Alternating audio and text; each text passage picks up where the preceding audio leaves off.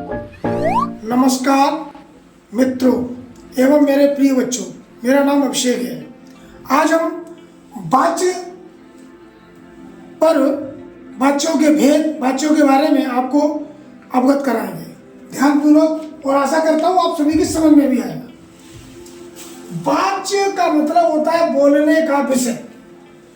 हिंदी में वाच्य के 3 भेद होते हैं। नंबर 1 कर्तृवाच्य, कर्मवाच्य और भाववाच्य। कर्मवाच्य में कर्ता क्रिया का जो मुख्य संबंध है वो कर्ता के साथ होता है, अर्थात कर्ता की प्रधानता होती है। कर्ता का जो लिंग वचन होता है वही लिंग वचन क्रिया का भी होना चाहिए। और मैं जानता हूँ आप सभी को कर्ता और क्रिया के बारे में पता ही होगा। कर्ता कहते हैं जो काम करता है, और क्रिया उसे कहते हैं जो कर्ता के द्वारा काम किया जाता है। जैसे मैंने यहाँ कहा वह जाता है, तो वह करता है और जाता है क्रिया है। ये समझ में आ रहा होगा सभी को। चलिए और आगे बात कर लेते हैं एक उदाहरण के माध्यम से।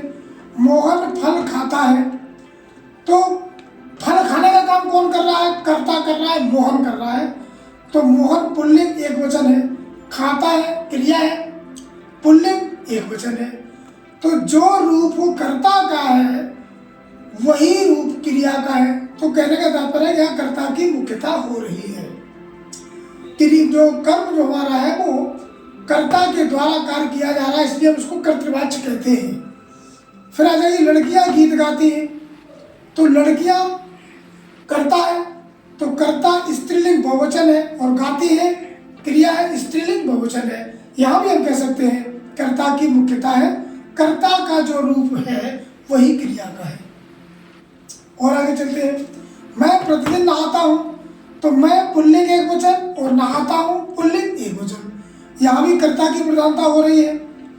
मोटा व्यक्ति भाग नहीं सकता, तो यहाँ देखेंगे मोटा पुल्लिंग एक वचन और भाग नहीं सकता पुल्लिंग एक वचन। तो आपने देखा कि यहाँ कर्ता की मुख्यता है, कर्ता के अनुसार क्रिया काम कर रही है। इसमें एक थोड़ा नियम होता है कि से द्वारा का प्रयोग नहीं किया जाता है। कर्तृवाच्य में से द्वारा का कहीं भी प्रयोग नहीं किया जाता, ऐसे पहचान भी सकते हैं। अब हम आते हैं कर्मवाच्य की ओर।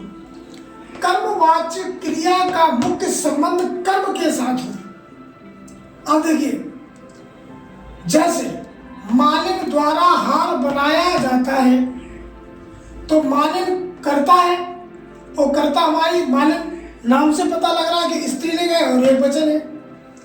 क्या काम कर रही है? हार बना रही है, कर्म कर रही है हार बनाने का। तो कर्म हमारा ये रहा पुल्लिंग और एक वचन।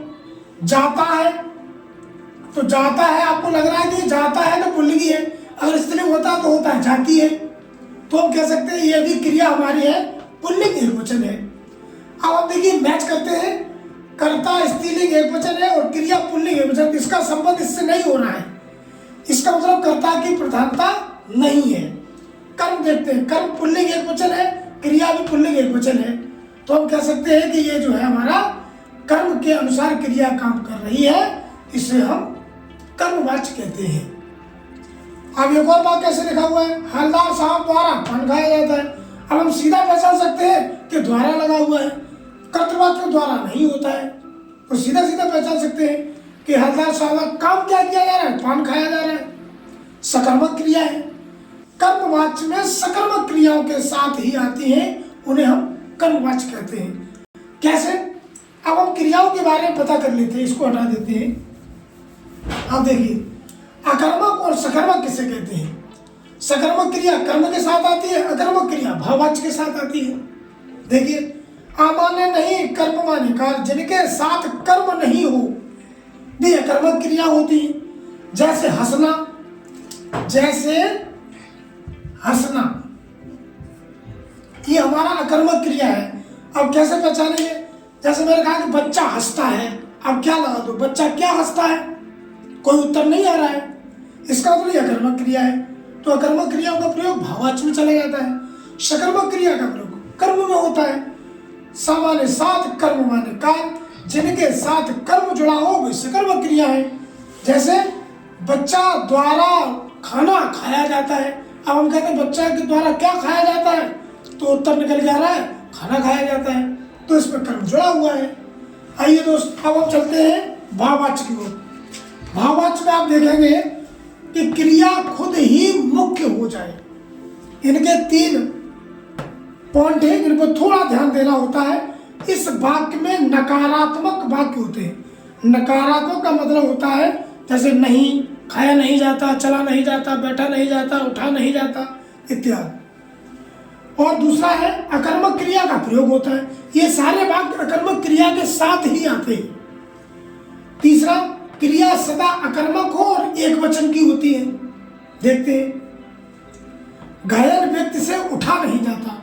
अब देखिए, उठा नहीं जाता तो नकारात्मक वाक्य लगा हुआ है इसमें, पहला पॉइंट। दूसरा, क्या नहीं उठा जाता, कोई उत्तर भी नहीं आ रहा है, क्या नहीं उठाया जाता है, कोई उत्तर नहीं निकल रहा है, तो अकर्मक क्रिया भी है, एक वचन भी। इससे मुझे यह ज्ञात हो रहा है कि यह भाववाच्य ही है, क्योंकि अकर्मक क्रिया भी है और नकारात्मक भी है। दुखियारी से हंसा न गया। अब देखिए, दुखियारी से हंसा नहीं जाता, नकारात्मक भी है, और क्या नहीं हंसा जाता, कोई उत्तर नहीं आ रहा है, अकर्मक क्रिया भी है। बच्चों द्वारा शांत नहीं बैठा जाता, नकारात्मक भी है, अकारात्मक क्रिया भी है, तो हम कह सकते हैं ये भाववाच्य है। तो नमस्कार दोस्तों, मैं आशा करता हूं आप लोगों को समझ में आएगा। जय हिंद, जय भारत।